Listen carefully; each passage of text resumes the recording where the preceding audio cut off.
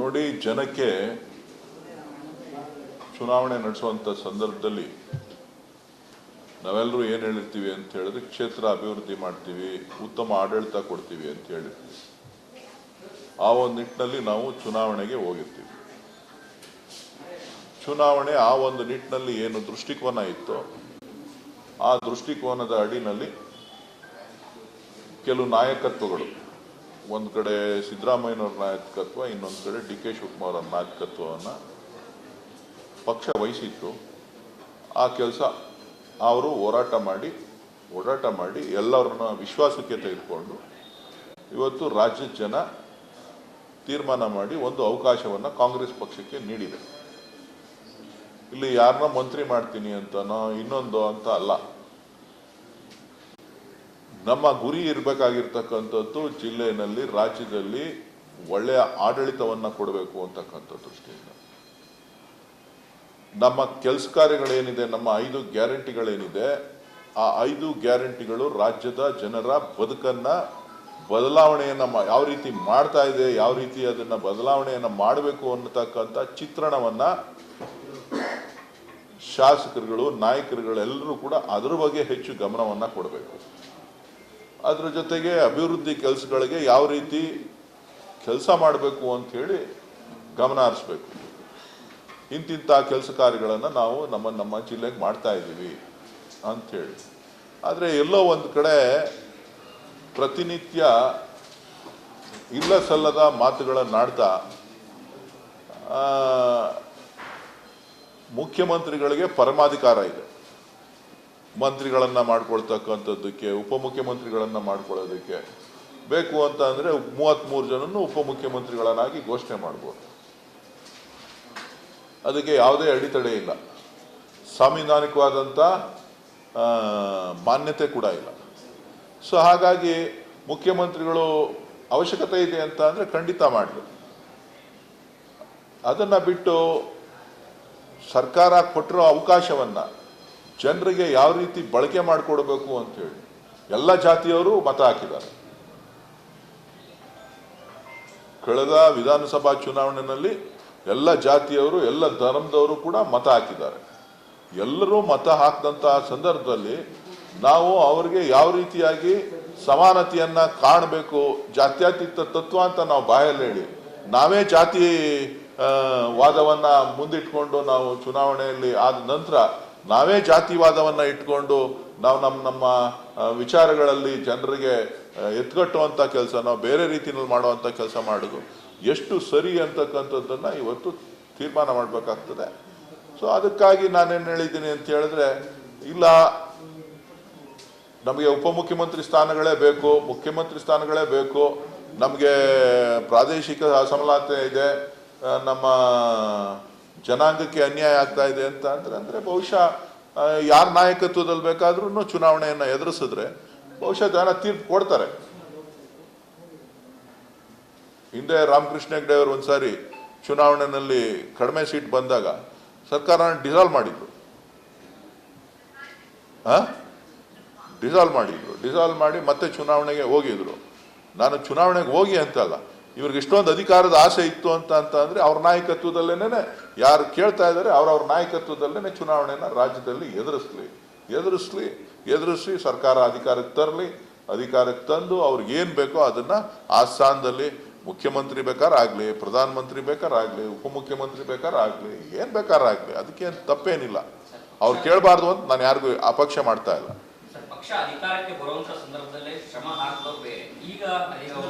ಅದ್ರ ಬಗ್ಗೆ ನನಗೆ ಗೊತ್ತಿಲ್ಲ ಯಾರು ಶ್ರಮ ಹಾಕಿದ್ದಾರೆ. ಎಲ್ಲ 224 ಕ್ಷೇತ್ರದಲ್ಲಿ ಮುಖಂಡರು, ಕಾರ್ಯಕರ್ತರು ಎಲ್ಲರೂ ಶ್ರಮ ಹಾಕಿದ್ದಾರೆ.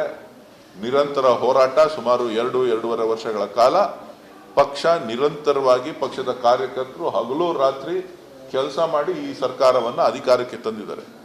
ಕಾರ್ಯಕರ್ತರ ಭಾವನೆಗಳನ್ನ, ಜನರ ಭಾವನೆಗಳನ್ನ ಅರ್ಥ ಮಾಡಿಕೊಂಡು ಆಡಳಿತವನ್ನ ನಡೆಸಬೇಕು ಅಂತೇಳಿ ನನ್ನ ಮನವಿ. ಅದಾಗ್ಲಿಲ್ಲ, ಸಾಧ್ಯ ಆಗ್ಲಿಲ್ಲ ಅಂತ ಅಂದ್ರೆ ಯಾಕೆ 33 ಜನನು ಉಪಮುಖ್ಯಮಂತ್ರಿ ಮಾಡ್ಕೊಳ್ಳಿಕ್ಕೆ ಸಂವಿಧಾನದಲ್ಲಿ ಏನಿಲ್ಲ, ಸಂವಿಧಾನಿಕ ಹುದ್ದೆ ಏನಲ್ಲ ಇದು. ಹಿಂದೆನೆ ಕೆಲವರು ಸ್ಪಷ್ಟಪಡಿಸಿದ್ದಾರೆ.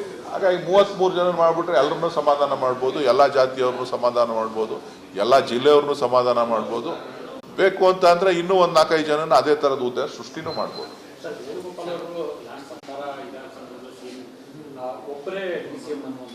ನನಗೆ ಅದ್ರ ಬಗ್ಗೆ ಮಾಹಿತಿ ಇಲ್ಲ. ನನಗೆ ಮಾಧ್ಯಮದವ್ರು ಕೇಳಿದಂಥ ಪ್ರಶ್ನೆಗೆ ನಾನು ಉತ್ತರನ ಹೇಳಿದ್ದೀನಿ. ಮತ್ತೆ ಅವಶ್ಯಕತೆ ಬಿದ್ದರೆ ನಾನು ಹೈಕಮಾಂಡ್ಗೂ ಕೂಡ ಪತ್ರ ಬರೀತೀನಿ ಡಿ ಕೆ ಶಿವಕುಮಾರ್ ಅವ್ರನ್ನ ಸಿಎಂ ಮಾಡ್ಲಿಕ್ಕೆ ಅಂತ ಇದು ಸ್ವಾಮೀಜಿಗಳ ವೈಯಕ್ತಿಕ ಅಭಿಪ್ರಾಯ. ಅವರ ಸಮಾಜದ ಭಾವನೆಯನ್ನ ತಿಳಿಸಿದ್ದಾರೆ.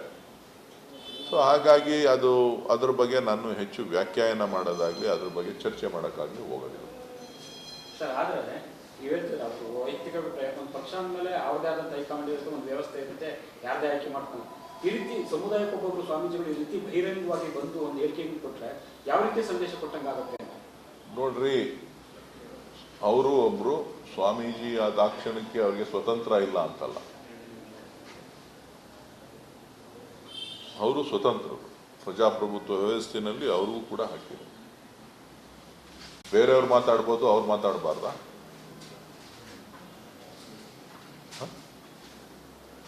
ಬೇರೆಯವ್ರು ಮಾತಾಡ್ಬೋದು, ಅವ್ರು ಮಾತಾಡಬಾರ್ದ?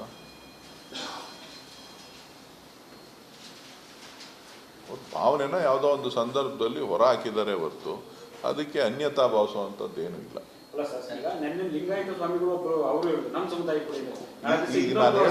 ನಾನು ಹೇಳ್ದಲ್ರಿ, ಎಲ್ರೂ ಮಾಡ್ರಿ, ಒಬ್ರನ್ನ ಯಾಕೆ ಮಾಡ್ತೀರಿ? ಎಲ್ರೂ ಮಾಡ್ರಪ್ಪ. ನನ್ನ ಆಸೆ ಅದು. ನನ್ನ ಆಸೆ ಏನು? 33 ಜನನೂ ಮುಖ್ಯಮಂತ್ರಿಗಳೋ ಉಪಮುಖ್ಯಮಂತ್ರಿಗಳೋ ಏನೋ ಆಗ್ಲಿ, ಬೇಡ ಅಂದವ್ರು ಯಾರು? ನನಗೆ ಗೊತ್ತಿಲ್ಲ ಅವ್ರು ಯಾರ ಬಗ್ಗೆ. ನನಗೆ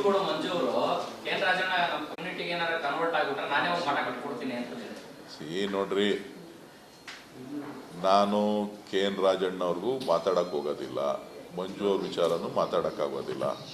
ನನಗದು ಯಾವುದು ಪ್ರಸ್ತುತ ಅಲ್ಲ. ನನಗಿಷ್ಟೇ ನನ್ನ ವಿಚಾರ. ಜನ ಗೌರವ ಕೊಟ್ಟು ನಿಮಗೆ ಆಶೀರ್ವಾದ ಮಾಡಿದ್ದಾರೆ.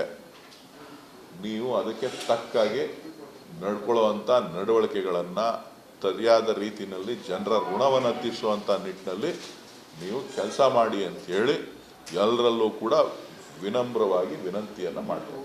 ಬಟ್ ಈ ರೀತಿ ಬೆಳವಣಿಗೆ ಪಕ್ಷ ಮತ್ತು ಸರ್ಕಾರಕ್ಕೆ ಒಂದು ರೀತಿ ಮುಜುಗರ, ಡ್ಯಾಮೇಜ್ ಆಗುವಂಥದ್ದು.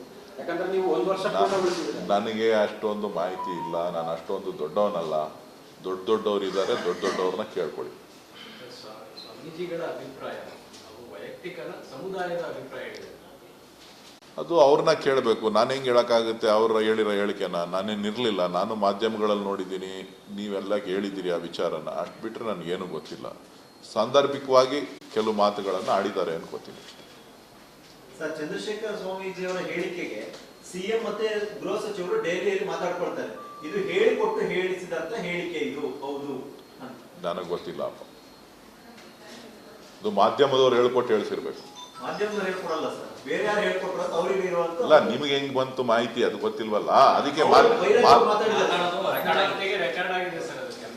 ಅದನ್ನ ಅವ್ರನ್ನ ಕೇಳಿ ನೀವು. ಸರ್, DCM ಹೇಳಿಕೆಗಳು ಬರ್ತಾ ಇರಲ್ಲ, ಅವು ಕೂಡ ಹೇಳ್ಕೊಟ್ಟು ಹೇಳಿಸ್ತಾರೆ ಹೇಳಿಕೆಗಳ ಸರ್. ನನಗೆ ಗೊತ್ತಿಲ್ಲ ರೀ, ನಾನು ಯಾಕ್ರಿ ಅವನ್ನೆಲ್ಲ ಕೇಳ್ಕೊಳ್ಳಿ? 33 ಜನನು DCM ಅಂತ ಘೋಷಣೆ ಮಾಡೋದಕ್ಕೆ ಮುಖ್ಯಮಂತ್ರಿಗಳಿಗೆ ಅಧಿಕಾರ ಇದೆ. 33-32 ಸಾಮಾಜಿಕ ಅಸಮಾನತೆಯನ್ನ ನಿವಾರಣೆ ಮಾಡಿ ಪಕ್ಷ ಸಂಘಟನೆಗೆ ಹೆಚ್ಚು ಒತ್ತನ್ನು ಕೊಡಲಿಕ್ಕೆ, ಜೊತೆಗೆ ಪಕ್ಷವನ್ನ ಸದೃಢಗೊಳಿಸಲಿಕ್ಕೆ ಮಾಡ್ಬೋದು. ಸಲಹೆ ಕೊಡೋಷ್ಟು ದೊಡ್ಡವನಲ್ಲ. ನಾನು ಮನವಿ ಮಾಡೋದು